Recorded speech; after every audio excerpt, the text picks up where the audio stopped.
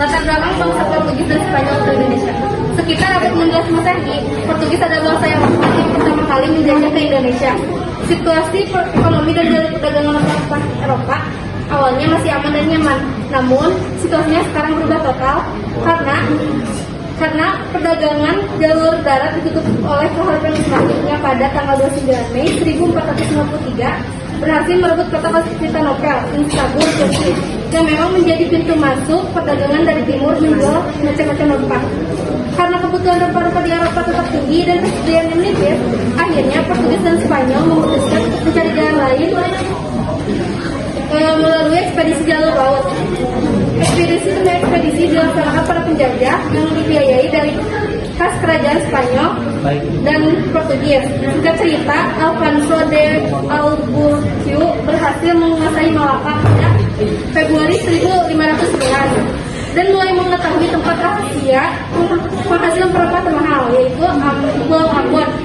Diketahuinya Pulau Ambon yaitu rempah-rempah cengkeh, dan Pulau Bangka diketahuinya rempah-rempah pala. Banteng Portugis di Malaka, sisa reruntuhan banteng Portugis Famosa di Malaka, yaitu di wilayah Malaysia. Nah, sejak saat itu Portugis menjadi salah satu pemain baru dalam perekonomian dan perdagangan kawasan itu di sekarang.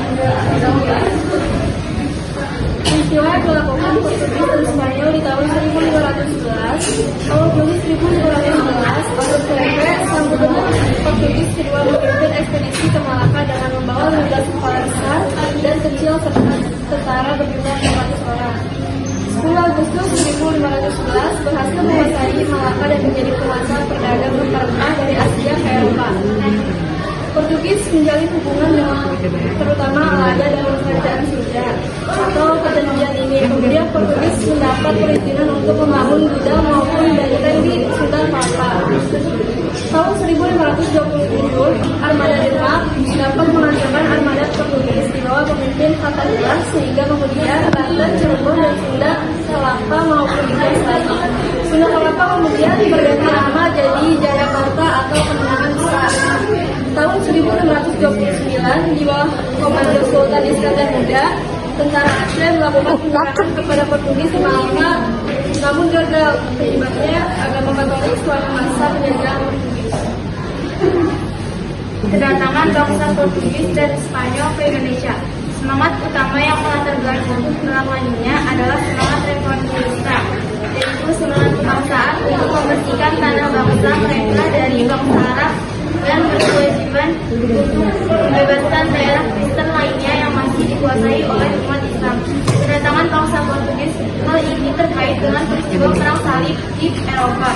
Penjajah Portugis antara lain Bartolomeus Dias pada tahun 1486 dan sampai ke ujung selatan benua Afrika yang kemudian dinamakan dengan Tanjung Pengharapan. Vasco da Gama pada tahun 1498 melanjutkan pelayaran dari Tanjung Pengharapan dan sampai ke Caribut, India. Alfonso de Albuquerque yang berhasil menguasai Malaka tahun 1511 dan Abreu tahun 1512, Portugis telah sampai di Maluku. Sebagai bangsa yang telah maju dalam bidang teknologi, terutama pelayaran, Portugis berhasil membentuk sebuah imperium laut, yaitu penguasaan atas jalur-jalur niaga yang melalui Laut Cina Selatan, Selat Malaka, dan Samudra Hindia. Selanjutnya, berkaitan dengan motif penyebaran agama, pemerintah Portugis mengizinkan izin dan menganjurkan kepada orang-orang Portugis di sepanjang garis pertahanan agar melakukan perkawinan dengan perempuan Asia, tapi harus dikristenkan terlebih dahulu. Lalu ada penyebar agama Kristen di Indonesia adalah Franciscus Xaverius pada tahun 1522. Lalu terjadilah perjanjian Sunda Kelapa antara Portugis dan Pajajaran. Isinya Portugis diizinkan membangun benteng di Sunda Kelapa. Lalu Pajajaran akan menerima barang-barang dari Portugis. Lalu Portugis akan memperoleh lada dari Pajajaran.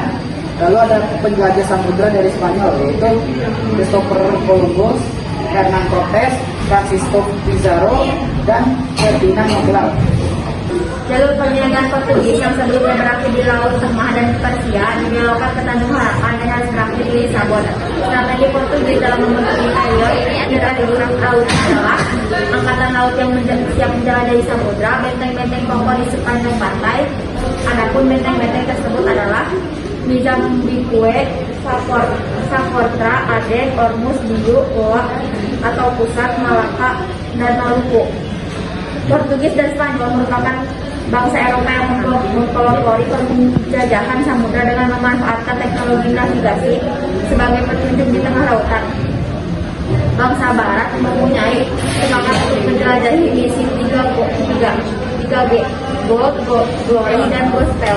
Penjelajahan samudra tersebut disebabkan oleh blokade dengan jalur perdagangan dunia di kawasan Laut Tengah, sehingga bangsa Eropa mencari jalur baru untuk memperlancar kembali aktivitas perdagangan. Bangsa Portugis di Maluku. Sebelum berlanjut ke Kepulauan Maluku, bangsa Portugis telah berada di wilayah Malaka pada tahun 1509 Masehi. Di Malaka, Portugis telah menguasai wilayah tersebut dan memonopoli perdagangan rempah-rempah. Hal tersebut dikarenakan Malaka merupakan pelabuhan transit pada perdagangan. Wilayah strategis tersebut menjadi kesempatan emas untuk mengangkut kekayaan dari memonopoli perdagangan rempah-rempah. Kemudian, Portugis mencari wilayah baru untuk mencari tempat penghasil rempah-rempah. Diketahui bahwa Maluku merupakan penghasil rempah-rempah terbaik.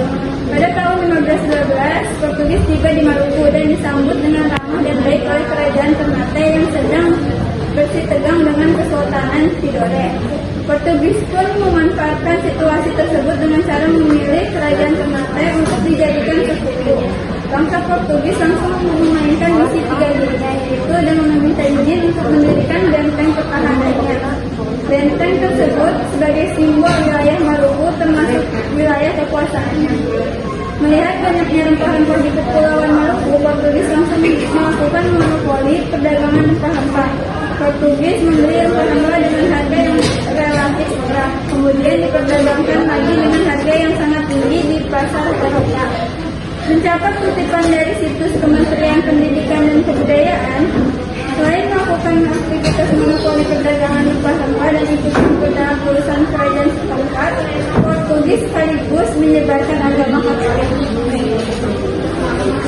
Perdagangan Spanyol mengakibatkan Kepulauan Maluku yang kaya akan rempah-rempah sudah diakui oleh bangsa Portugis. Dengan adanya pengambilan ikan yang dilakukan oleh bangsa Portugis, maka bangsa lain tidak berhak untuk memulainya. Maka bangsa Portugis pun menggunakan perjanjian yang ada dalam perjanjian Tordesillas yang dilaksanakan pada 7 Juni 1492. Perjanjian itu berisi tentang garis batas wilayah antara Spanyol dan Portugis. Pada tahun 1521, bangsa Spanyol yang dipimpin oleh Sebastian de Elcano telah sampai di Maluku dan disambut ramah oleh Kesultanan Tidore. Kesultanan Tidore lalu menjadikan bangsa Spanyol itu menjadi sekutu karena dia ingin bebas dari kekuasaan Portugis dan memanfaatkan untuk menyerang Portugis. Kedatangan Spanyol tentu merupakan ancaman bagi perdagangan yang dilakukan oleh bangsa Portugis dengan kekuasaan Portugis. Bangsa Portugis sadar harus memperkuat wilayah kekuasaannya. Dan Portugis mengklaim bahwa Spanyol itu telah melanggar perjanjian sebelumnya.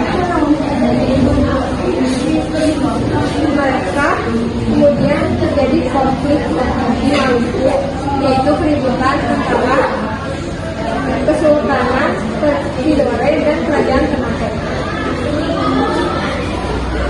Menyelesaikan konflik dengan perjanjian Saragossa. Kedua bangsa Eropa tersebut didampingi saling bersepakat dalam mengklaim mereka juga berupaya untuk mencari jalan keluarnya agar konflik segera mereda. Dan akhirnya pada 22 April 1529, kedua bangsa Eropa tersebut memilih jalan menyelesaikan konflik dengan melakukan perjanjian Zaragoza atau Saragossa. Perjanjian Zaragoza tersebut merupakan kelanjutan dan mempertegas perjanjian sebelumnya, yaitu perjanjian Tordesillas. Adapun ini perjanjian Zaragoza, yaitu pihak Spanyol harus angkat kaki dari Kepulauan Maluku dan pindah ke wilayah yang ditemukan sebelumnya, yaitu Filipina. Sedangkan pihak Portugis tetap melakukan kegiatan perdagangannya di Kepulauan Maluku. Sejak saat itulah Portugis menjadi salah satu pemain baru dalam perekonomian dan perdagangan kawasan timur Nusantara. Sampai akhirnya pada tahun 1505 Portugis memutuskan untuk meninggalkan monopoli di Nusantara ke daerah Tiongkok dan Jepang karena wilayah Nusantara ini dinilai tidak strategis, terlalu besar dan terlalu banyak persaingan dari pedagang lokal maupun pedagang internasional. Sekian presentasi dari kami. Apakah ada yang mau bertanya? Saya ingin bertanya, kenapa Portugis sama Spanyol harus berdagang di Indonesia? Kenapa enggak di negara lain? Karena Indonesia mempunyai sumber rempah-rempah yang pada saat itu harganya setara dengan emas. Kenapa Konstantinopel bisa jatuh ke tangan Kaisar Usmani? Karena jatuhnya Konstantinopel